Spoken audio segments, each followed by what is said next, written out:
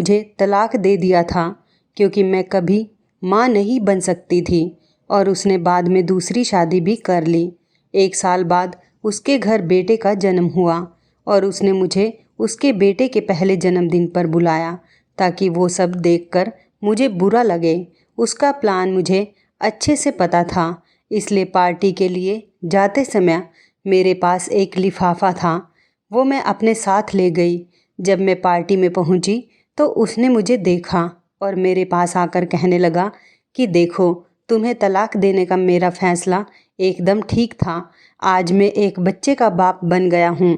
उसकी बात सुनकर मुझे हंसी आई और मैं उसे वो लिफाफा उसके हाथ में देते हुए कहने लगी कि इसे ध्यान से देखो।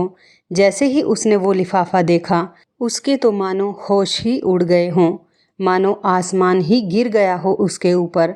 मेरा नाम साक्षी है। आज मेरी ननद के बेटे के जन्मदिन के उपलक्ष्य में घर पर पूजा कराई गई थी और मैंने पूजा के लिए आए हुए सामान को हाथ लगा दिया था।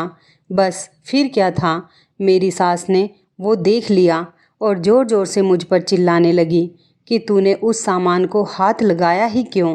तुझे इतनी छोटी सी बात समझ नहीं आती कि प्राची के बेटे के जन्मदिन की पूजा का सामान है और इसे तुझ जैसी बांझ औरत ने हाथ लगाया है तो अपशकुन होता है?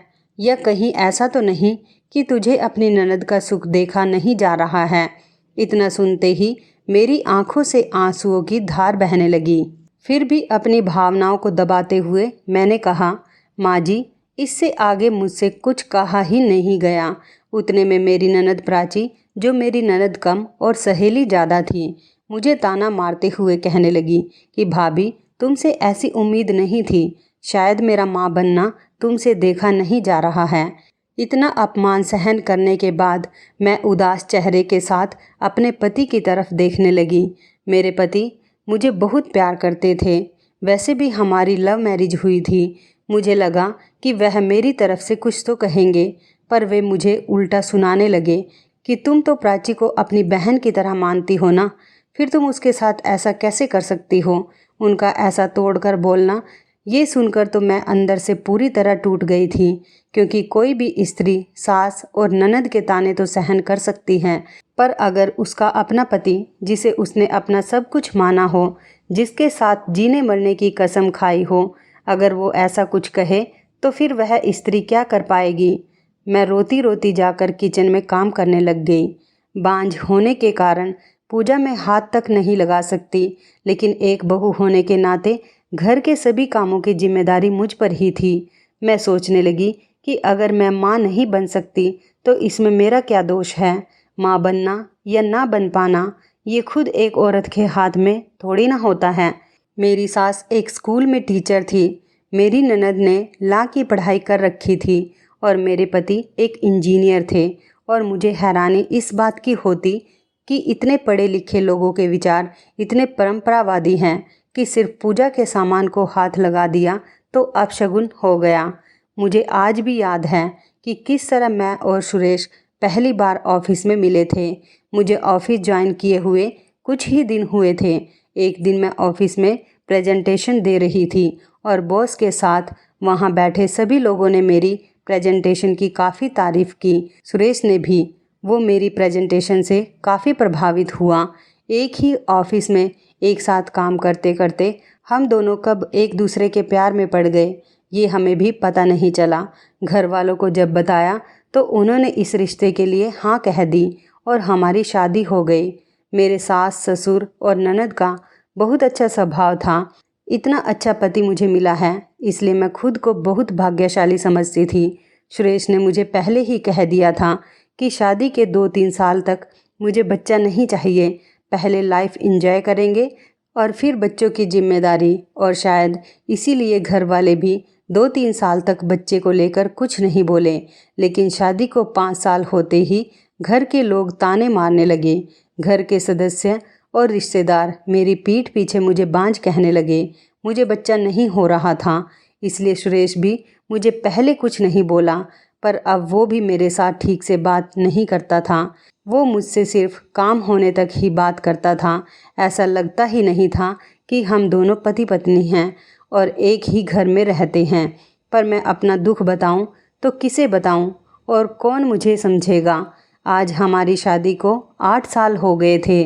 मैं सोचने लगी थी कि आज सुरेश अपनी चुप्पी तोड़कर मुझे विश जरूर करेगा, इसलिए मैंने उसकी पसंद की क्रॉकरी में नाश्ता दिया।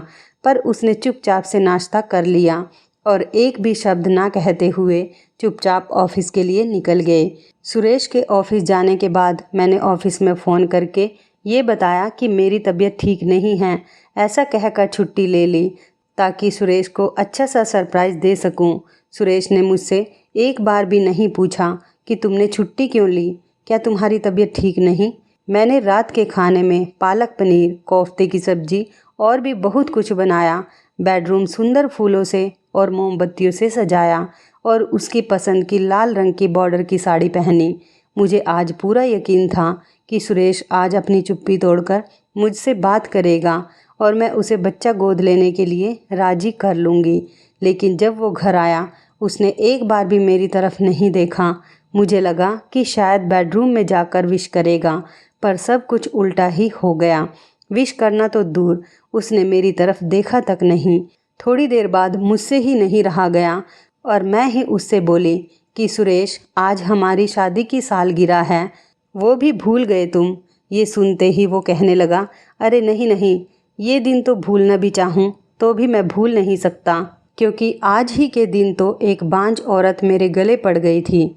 उसके ऐसे शब्द सुनकर मानो मेरी आंखों के सामने अंधेरा छा गया हो। मैं अपने आंसुओं को रोकते हुए कहने लगी कि क्या हम बच्चा गोद नहीं ले सकते? तुमसे मैंने कितनी बार कहा है और इस पर हमारी कितनी बार बहस भी हो चुकी है कि मैं दूसरे का बच्चा, दूसरे का खून गोद नहीं ले सकता। मुझे मेरा खुद का बच्चा चाहिए जो तुम मुझे इस जन्म में नहीं दे सकती। और हाँ, आज अपनी शादी की सालगिरह है तो मैं तुम्हारे लिए एक अलग ही गिफ्ट लेकर आया हूँ। मैं सोचने लगी कि जिस इंसान ने बार बार ना की ही रट लगा रखी हो वो मेरे लिए क्या गिफ्ट लेकर आया होगा। सुरेश ने मुझे एक लिफाफा दिया। मैं भी बहुत उत्सुकता से वो खोलने लगी। अंदर जब देखा तो उसमें तलाक के पेपर थे। उन कागजात को देख मुझे विश्वास ही नहीं हो रहा था कि जो इंसान मेरी इतनी तारीफ़ करता था, इतना प्यार करता था, हर तरह के समय में मेरा साथ दिया, आज वो एक बच्चे के लिए मुझे तलाक दे देगा। ऐसा लग रहा था मानो आसमान ही टूट पड़ा हो मुझ पर।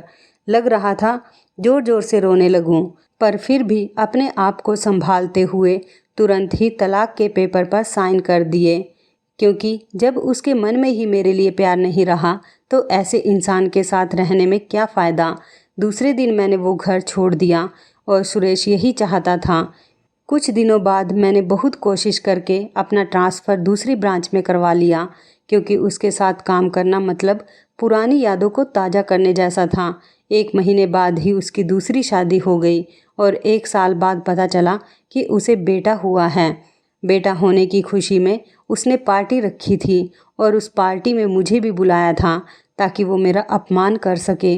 मैं भी उस पार्टी में गई। मुझे देखते ही वो मेरे पास आया और कहने लगा कि देखा, तुम्हें तलाक देने का फ़ैसला मेरा कितना सही था। मैं बाप बन गया हूँ। मैंने भी बहुत ही नम्रता से उसे पिता बनने की बधाई दी। बाद में मैं अपने साथ जो एक लिफाफा लेकर आई थी उसे देते हुए कहा कि मेरी तरफ से एक सरप्राइज़ गिफ्ट है।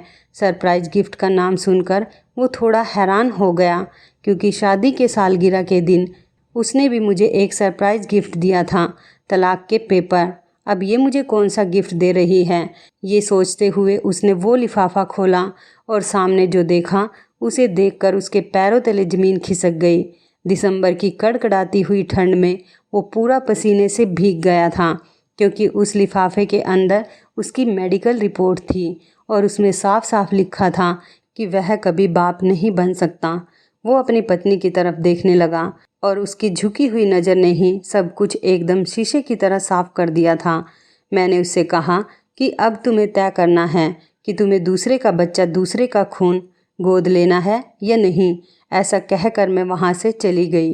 कुछ दिन बाद वो और उसकी माँ मेरे घर आई, क्योंकि सुरेश को अपनी पत्नी के बारे में सब पता चल गया था कि उसका चरित्र ठीक नहीं है और वो बच्चा उसका नहीं है बल्कि किसी और का है। इतना सब जानकर सुरेश ने अपनी दूसरी पत्नी को छोड़ दिया था, इसलिए वो और उसकी माँ मुझे लेने आए थे। दोनों को कुछ समझ नहीं आ रहा कि क्या कहा जाए। फिर वो कहने लगा कि वह मेडिकल रिपोर्ट। मैंने उसे बताया कि तुम्हें याद है, हम दोनों ने मेडिकल चेकअप करवाया था और किसी काम की वजह से तुम रिपोर्ट लेने नहीं जा पाए थे। फिर मैं अकेले ही गई थी। इस पर सुरेश कहने लगा कि हाँ हाँ, और फिर घर आने के बाद तुमने कहा था कि कमी तुम में है। फिर तुमने झूठ क्यों बोला था? क्यों इतने दिन तक सभी के ताने सुने? क्या ज़रूरत थी तुम्हें झूठ बोलने की?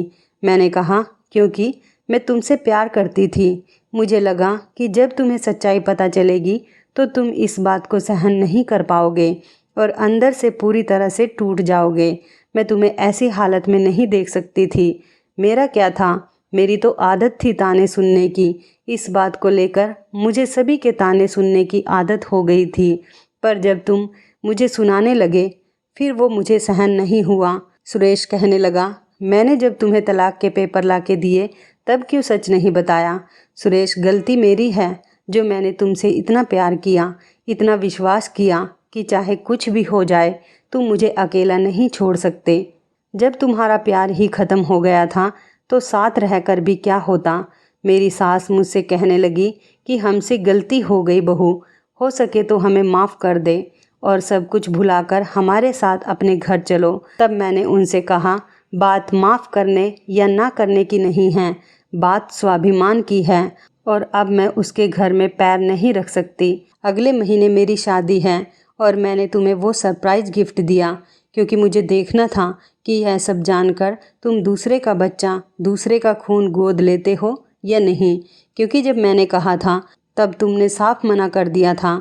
और इससे एक बात पता चलती है कि पुरुष हमेशा ही खुद को बड़े होने का दिखावा करते हैं और भोली भाली औरत को हमेशा नीचा दिखाने की कोशिश करते हैं। पर कमी एक पुरुष में भी हो सकती है, ये भूल जाते हैं और आगे जाकर ऐसे ही व्यक्ति फंस जाते हैं और जब तक सच्चाई का पता चलता है तब तक बहुत देर हो चुकी होती है। जो पुरुष अहंकार के कारण एक स्त्री पर अत्याचार करता है उसके पीछे भगवान होता है, यह भूलना नहीं चाहिए। साथियों, जीवन जीते हुए कभी किसी के साथ अन्याय नहीं करना चाहिए और अगर खुद पर अन्याय होता है तो उसे भी सहन मत करिए। तो इस कहानी के बारे में आपकी क्या राय है? कमेंट करके ज़रूर बताइएगा। दोस्तों, आपको हमारी ये मज़ेदार कहानी कैसी लगी? आप हमें कमेंट बॉक्स में ज़रूर बताएं। यदि आपके पास भी ऐसी कोई प्यारी सी कहानी है या फिर ऐसी कोई कहानी जिससे कुछ शिक्षा मिले तो आप हमारे साथ उसको ज़रूर शेयर करें। दोस्तों, यदि आपको हमारी ये वीडियो अच्छी लगे तो आप हमारी इस वीडियो को लाइक शेयर ज़रूर करें और ऐसी ही दिल को छू लेने वाली प्रेरणादायक कहानियाँ सुनने के लिए हमारे चैनल को भी सब्सक्राइब करें।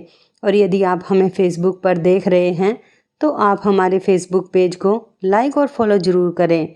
तो दोस्तों, फिर मिलते हैं ऐसी ही ज़बरदस्त कहानी या टिप्स के साथ नई वीडियो में। तब तक के लिए धन्यवाद। आप सभी अपना ख्याल रखना। आपका दिन शुभ व मंगलमय हो।